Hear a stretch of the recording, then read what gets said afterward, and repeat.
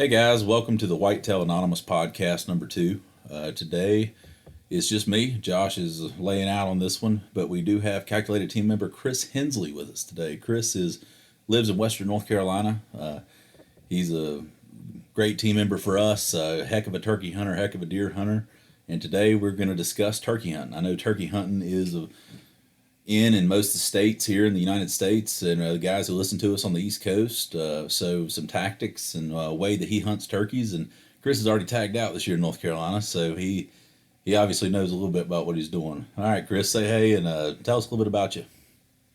Yeah, my name's Chris Hensley and live in North Carolina and Western North Carolina. And, I enjoy turkey hunting. I've been around it for a long time and killed many birds, but I've been fortunate enough to have the land and the opportunity to be able to harvest some. So I think I love turkey hunting too. You know, my first love for hunting was bird hunting. You know, I grew up with my grandpa and my dad, and I tell a funny story. I killed my first turkey on my grandpa's lap with a rabbit ears 12 gauge. I still got a scar from it. I bloodied my nose. I couldn't even celebrate my turkey because I was so excited. I was so crying because my nose was bleeding. So it's been in my blood since I was about 8 years old. So I understand the love for it. When did you start turkey hunting, Chris? It was probably when I was probably 14 years old. Wow. So who taught you how to do it? Was you with your dad, your grandpa, or?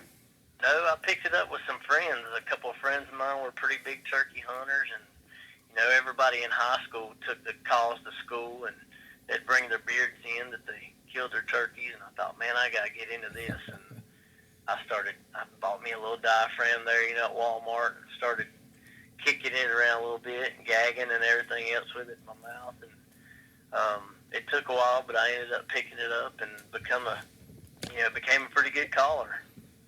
It's a gift. I am nowhere near a good caller. I think I'm good enough to get by. That's why I kind of follow my brother around and let him do all the calling and I do all the shooting. So I think a lot of that stems from, to be honest with you, things that I've picked up over the past few years is just spending the time in the woods, not necessarily trying to learn how to call, but mimicking the sound of another hen. Yeah.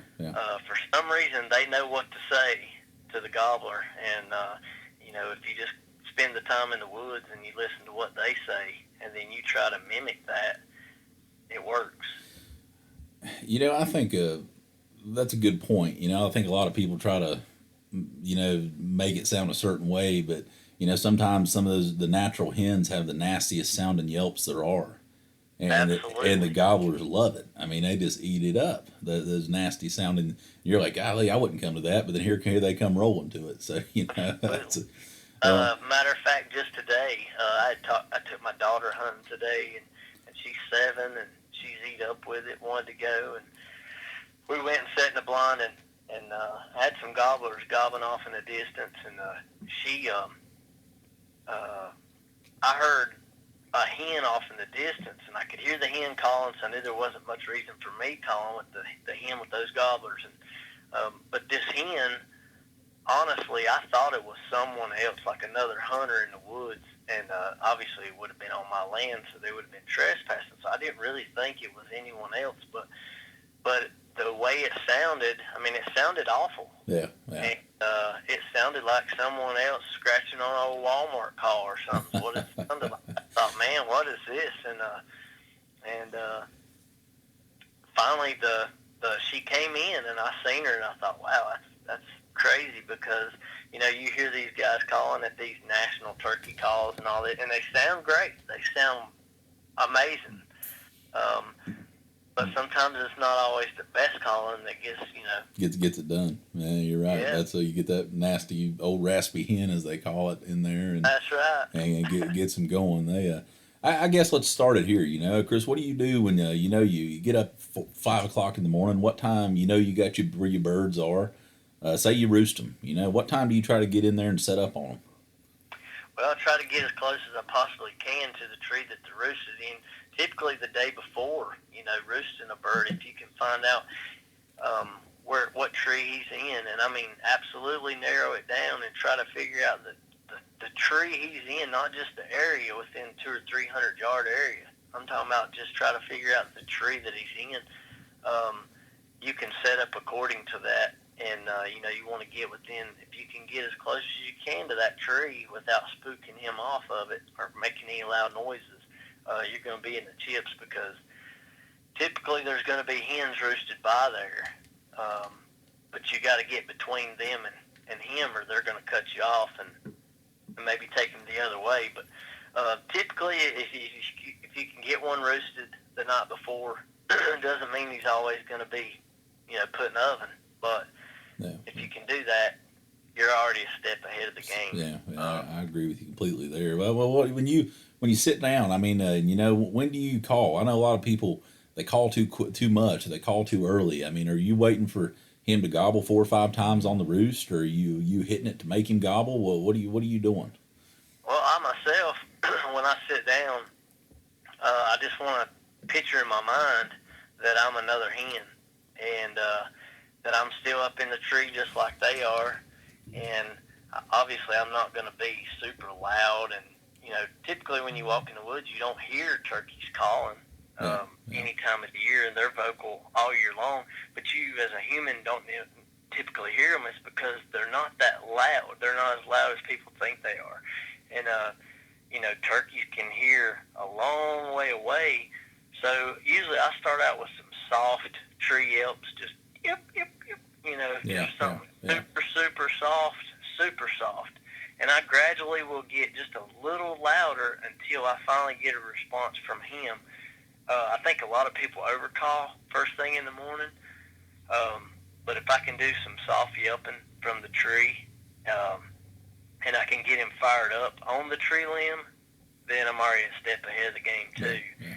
And typically at that point, I'll do as soon as it starts cresting daylight, and I think, okay, now's about the time they're going to start flying down. I'll do like a fly down cackle, Flappy smack your legs or something like that. Make the wings coming down. On the ground, rustle some leaves. Or if you've got an old turkey wing fan that you carry in your pack or something, that works really, really, really good. You can beat it up against a tree, and that sounds like a hen flying down. So he already knows, he'll kind of turn around on the limb, and he'll be already headed that direction when he flies down. But once I do that and he starts answering me, I may do a couple small soft yelps on the ground, just to let him know that I'm on the ground and I'm there.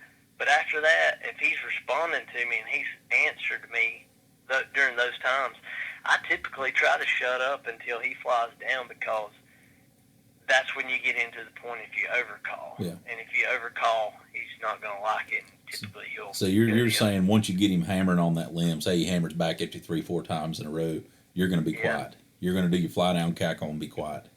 That's right. Yeah. Yeah, and they go out there. Now, I think where I struggle the most in calling is when I'm actually have a visual on the turkey. Say he's 100 yards away, just jumped out of a tree. Will you yelp at him at that point? Would you purr at him at that point? I mean, what is your sequence of calling to get him coming into you? Yeah, if I know that he's changed from up in the tree to on the ground, once he hits the ground, then, like I said, I'll try to call to him maybe one more time, just to let him know where I'm at, exactly my location is. And then I kind of want to let him come to me, because silence is a killer when it comes to turkey hunting.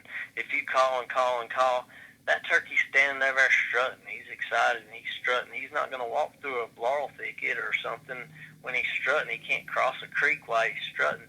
So just be quiet and let him come out of that, and let him close the distance, and let him come to you. And he'll gobble on his way, but you just try to give him a little bit of time. And like I said, a lot of that, the silence is a killer when it comes to getting fired. I think that's one of my biggest downfalls of me personally calling is I call too much. I get frustrated with him not coming in as quickly as I want him to, and I overcall. You know, I think that's my biggest downfall. I'm going to try to be better about it there. Now, Yeah. go ahead. Well, and sometimes, if he flies down and you hear him over and he's gobbled 6 or 8 times, and you give it 10 minutes and he has a cane or something like that, a lot of times if you're not in the blind and you're set up a way to where you can kind of walk away from him and go 30 or 40 yards away from him, or 30 or 40 yards to your left or right or something like that, Yeah. to where it seems like you've changed locations. He may be behind a big brush pile. If he's coming down a logging road, sometimes they get what they call hung up. And, I've had turkeys before that I just call to, and I'm thinking, man, why is he not coming in? And then finally he just shuts up, and I get up and walk over there and try to go find out why he wasn't coming, and there's just strut marks everywhere where he strutted behind a big pile of brush, and he wouldn't come around it for some odd reason, or on the other side of a creek, and he just gets locked up. And when you get a bird like that and he's locked up behind something, he's just gobbling, but he's not coming. After a few minutes, and you realize that he's not going to come, then you need to make a move on him, and maybe go around to one side, kind of flank him one side or the other, and then start calling again. Okay, that's never. I know to move on them. I grew up hunting them in the mountains, but up there we kind of ridge them. Get up on top of the ridge and fall down in on them, and that's a good idea. It really is. Now let's say this. Let's stay on the mornings here. Let's say me and you come hunting one day, and you've never been to one of my spots, and we didn't roost them. You're walking into a property blind, and you know there's turkeys there. What are you going to do? What are you going to do to locate those turkeys? Typically, before daylight, the first thing that I like is a hoot owl call. Yeah. I love a hoot owl call, and I've never really had one that I can say that I haven't had one to answer that. Really? Wow. Even with the, I know a lot of these turkeys in North Carolina, they've heard every call, seen every decoy, and they've been pushed and ran all over the place. But you're saying you've always had good success with the hoot owl call. Absolutely. All right. And then after that, as it starts cresting daylight, of course you don't hear owls after daylight. No. So then I'll switch over to a crow call, which is common. Yeah. But a lot of times they, like you said, they've heard so many crows that if you're calling with a crow call, try to locate one in that area. If they're not answering, then I've also got a backup. I've got a woodpecker call. Really? And I'll hit it. It's really loud, and I'll hit that. And if I don't hear anything with that, then what I'll do is break out my box call, and I'll hit it because it's loud and it's a long range, and if there's a turkey in the area, if he hears that box call, he's gonna bang off somewhere. Absolutely. Yeah, there. I'm pretty lucky on properties to hunt in my area. I go up and knock on doors, but a lot of times, with work, kids, and everything else, people just don't have time to go roost them. And you just don't have time to do it. So I think figuring out how to locate these turkeys is huge when you're walking in blind to a property. Now, say you're walking in blind and you hear them gobbling over there, you don't know exact tree. What kind of distance are you going to try to put? Are you going to get as close as you possibly can? Are you going to stay 100, 150 yards away? I mean, what's your goal right there? Well, if you've heard him with up until the point I said use the box. Yeah. Still on locator calls as far as the owl and the crow call and the woodpecker. As far as those calls, if you can hit it, I'd like to try to get within 100 yards. Okay. 100 yards would be, anything closer than that is just icing on the cake, but 100 yards is really, really good. Anything closer is risky business. You could blow him out or do anything right there. Yeah, you can snap a twig under your foot, and, they know the gig's up, and he might be quiet, and then you ain't going to hear him at all. An interesting fact about turkeys I learned the other day, actually, is they can see and hear 8 times better than a human. Absolutely. And it blows your mind. I've had 10 or 12 of them, get them up, right, getting ready to shoot them, and they see you lift that gun barrel and they're gone. Yep. It's tough. Yeah, the other thing is, the gobblers aren't going to roost. Typically, they're not going to roost very far from the hens. I mean, if they're roosted there for a reason. Yeah. And their hen's going to be nearby. So the reason you try to get as close as you can is so that that hen that is there doesn't intercept you and take him and go the other way. And if you can get close enough to where he comes to you before he does her, then you're good to go. Let's jump to the next phase of it here. If say you get him down off the roost, you're in a big field, and you see him and his three jakes over there all strutting. They got 2 or 3 hens around them. You're at that 80, 100 yard range. Not much you can do right there. What are you going to try to do to get him off them hens, or get one of them? Just get one of them off of them. Are you going to leave them alone? Are you going to try to call at them? What are you going to do? Well, there's a couple things that would go through my mind of doing. It would depend on the terrain. If I could back off into the woods and then I could flank around them and get closer, I would even try to slip in to where I could get a shot at them from maybe back in the woods on the other side of the field, if that would work. I think at that point, I don't really think that you're going to have a very good chance at pulling them off those hens. Yeah. Unless you just stick with them and, you sit there for 3, 4, 5 hours. It might take that long. Let them work over to you. That's right. Later in the morning, just let them work to you. Or if they're starting to move off in the other direction, you could probably flank around if you've got the property and come around on the backside and kind of let them come to you without even calling at all. Walk around them and get ahead of them. It's more what you're saying. Yeah, absolutely. Get ahead of them and let them come to you.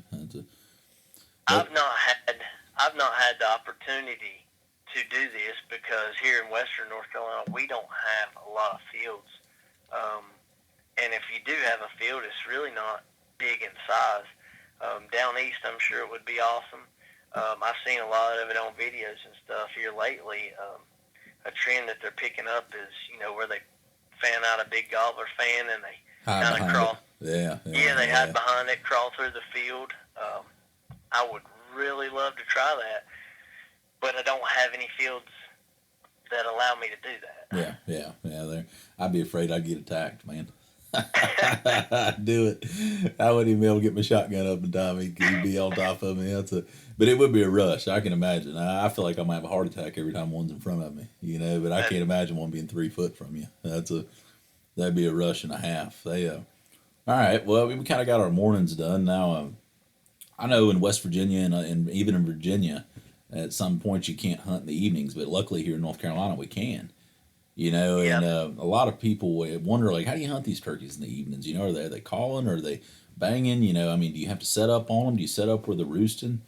And a little story, I just got back from eastern North Carolina with my buddy Jake. We went to Halifax County turkey hunting, and I've always been kind of the guy, man, turkey hunting in the evenings for the birds. I've just never had no luck at it. But I tell you, some of the hottest gobblers I've been on all season was at 4:30 in the afternoon. They were henned up. We couldn't get them to come to us, but they were gobbling their heads off at 4:30 in the afternoon. What is your process? Say you get in there 1 or 2 o'clock, and you're going to sit out the rest of the day.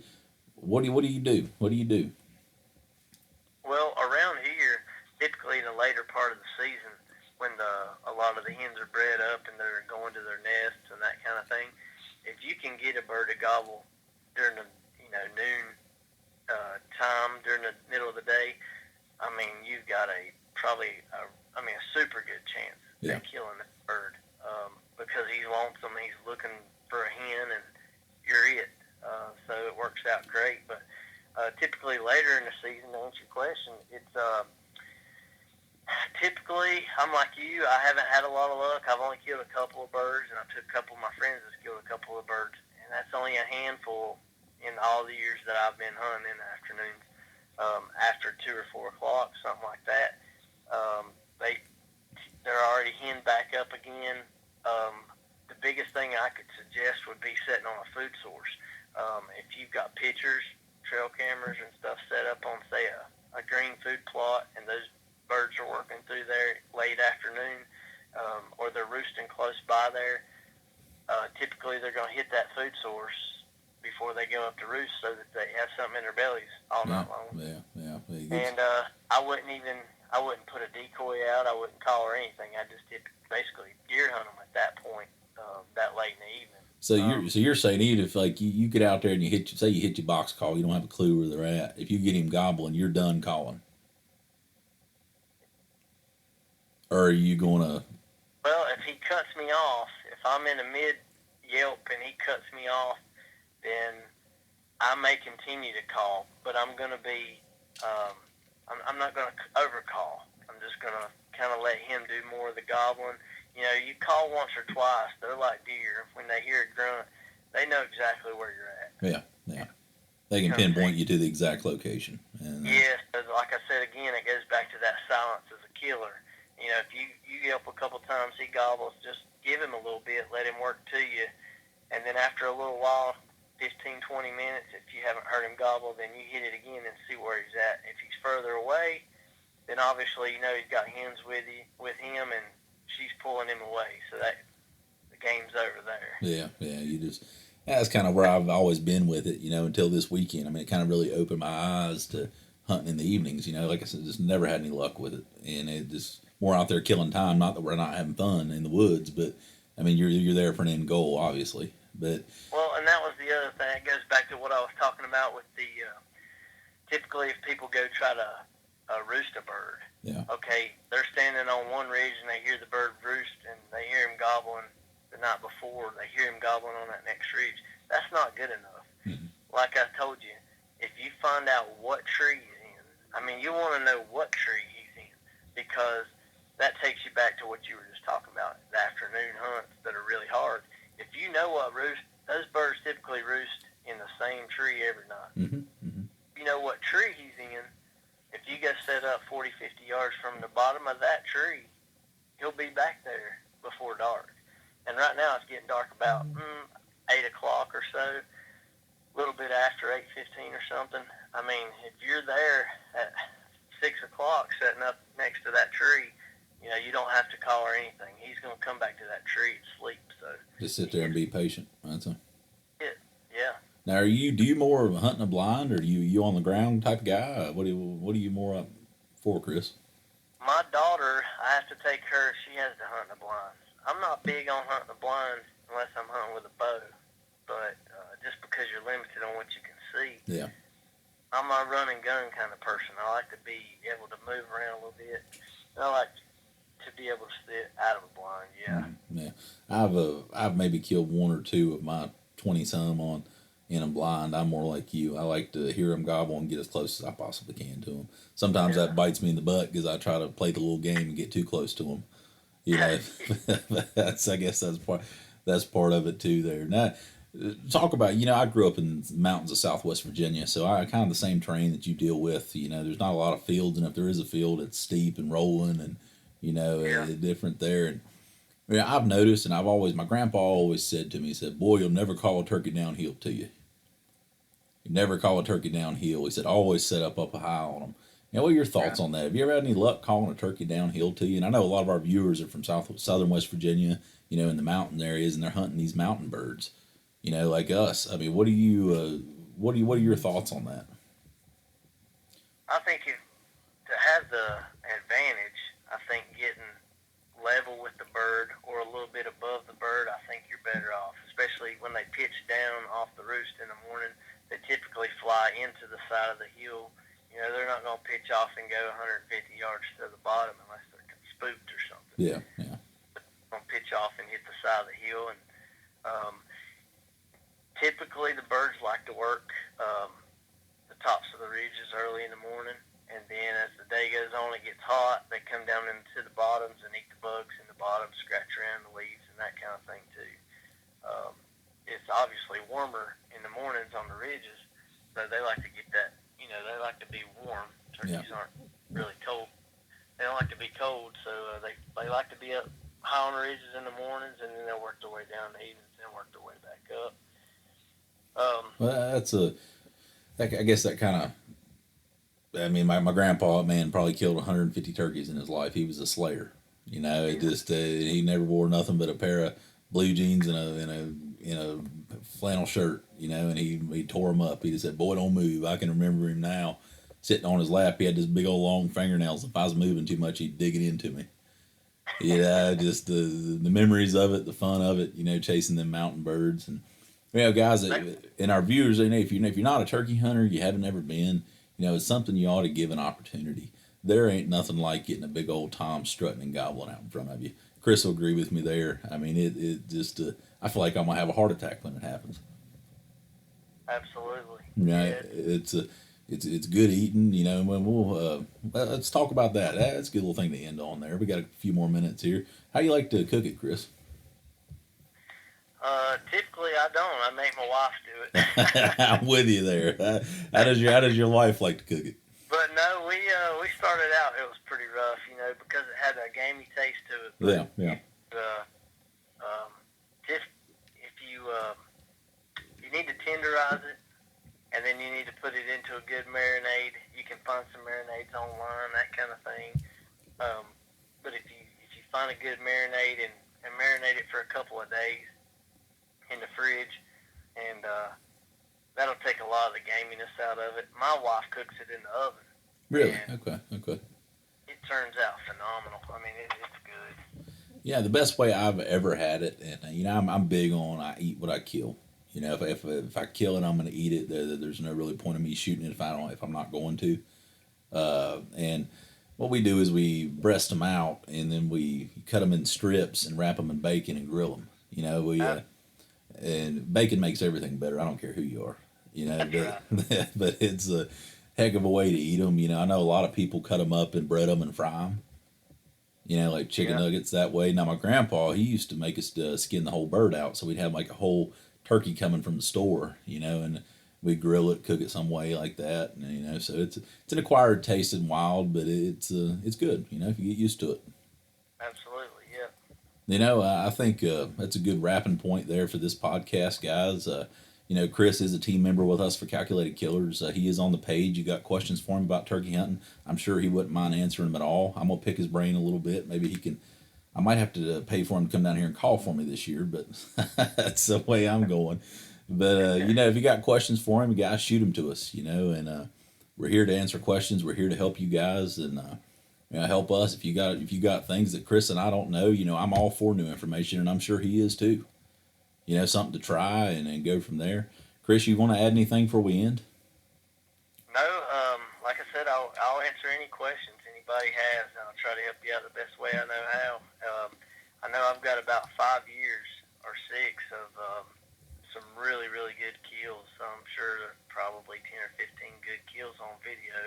And because of the time of season right now, I'm hoping to get those downloaded, and hopefully I can get them to you, and you can get them uploaded on the site, and people will be able to take a look at those. Yeah, well, cool. And I think everybody look forward to that. And guys on the page, if you kill your turkey, send them to us. We'd love to show them off for you, and give you a big pat on the back through the internet and tell you good job. And that's what it's all about.